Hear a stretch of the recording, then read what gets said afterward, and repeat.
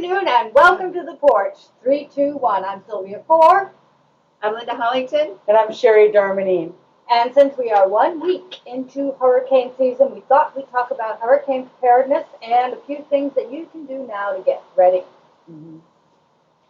I think that most of us can remember those long lines and excruciating frustration in trying to get canned goods and bread and all the groceries that we might need and plywood and money from the bank and all of these things. So I thought it would be a good opportunity for us to discuss what we can do right now to create a hurricane preparedness, let's say, box, for a better word, to get us ready without having to wait till the last minute. Because waiting till the last minute is just not the way to go. Prepare a plan. Make sure you have a plan.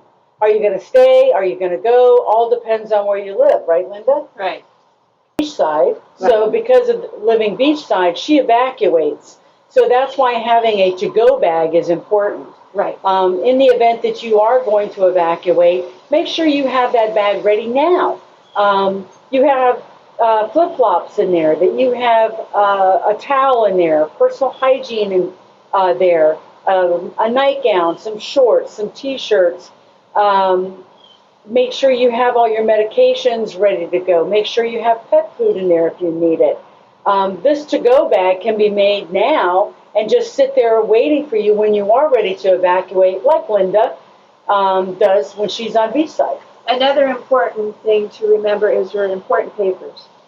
All the papers that you have, your deeds, your titles, whatever you have that's going to really be hard to replace very quickly for insurance purposes or whatever.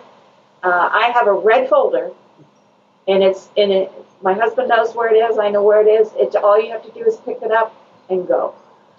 Take it with you. It's very important to know that. But it's also important that everybody in your household knows what the plan is. It could happen very quickly. Most of the time we know, but we have had hurricanes that took turns we did not expect, and it was down to the nitty-gritty to get out of here.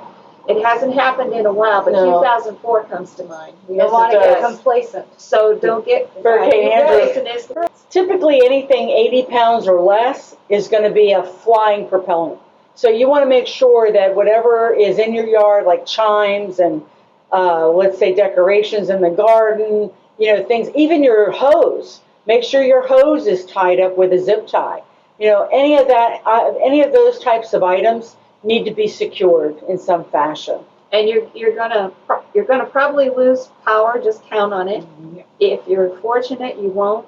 That means you're gonna need a generator, batteries, and maybe lots of batteries, because it could happen for days and days and days. And you could also lose access to water. Mm-hmm. So you want to fill up.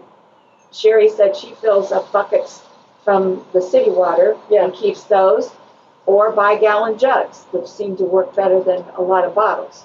You need to think about the things that you won't have while you're there. Food, your tendency is that you just load up on junk food, and that's really, do that to help you get through with the comfort food, but for the nitty-gritty, please buy yourself some protein bars, some easy access, something like canned chicken, canned tuna, vegetables, and also buy a reliable can opener if yours isn't working, and test it out. Test everything out. Batteries, everything that the ladies have been mentioning, test out before. In theater, we call it a dress rehearsal. Do it just to make sure you know where everything is and everything is working. The other thing with food is about with your barbecue grill. Be careful. Don't move your barbecue grill too close to the house. Don't ever put it in the garage. I don't care, it's propane. You just have to use your head, and you don't want to cause more problems for our EMTs and whatnot during the very difficult time after the hurricane. The last thing you want is to try to get a fire truck out here whenever you've got debris and everything else in the road. Or don't forget, when the winds exceed 40 miles an hour, most of your EMTs and emergency services have ceased at that point and will not be able to come out and rescue you. So you're kind of on your own. So also another thing, and Sherry was mentioning, and it's a great idea, and I got to admit we're a little guilty of this in our household, don't buy lots of meat and have it in the freezer. Be a little proactive, kind of ration your meat purchasing, because if we lose electricity and you lose your freezer, you don't want to lose all that meat that's in there. So, If you have a freezer full of meat, for example, during the months between August and October is your peak season.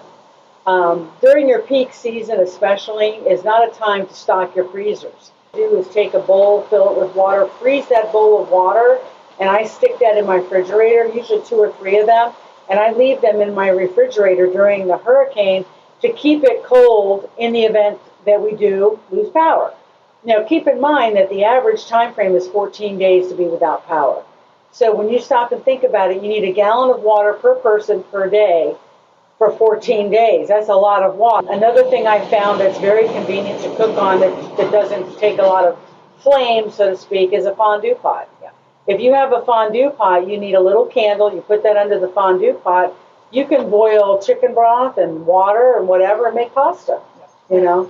So a lot of it's common sense. I think that just about does it for the porch. We'll probably think of a few more things on the hurricane preparedness, because there are so many people with so much experience out there, but that covers some of the basics. And we have a Facebook page. Yes, we do. So we might post some of the information for you on the Facebook page, along with perhaps a laundry list of items that you may want to look at to purchase to be prepared. Right. And another thing, FEMA posts a lot of information. It's very, very helpful. They'll have a lot of things we didn't think of. And the state of Florida has their website too. So. Yes. But don't panic. That's my biggest Yeah. thing. Yes, take precautions, be responsible, and move forward. Just don't panic. Yeah. That's it today. Thank you. See you. Thank you all. See you next week. Thank you for joining us.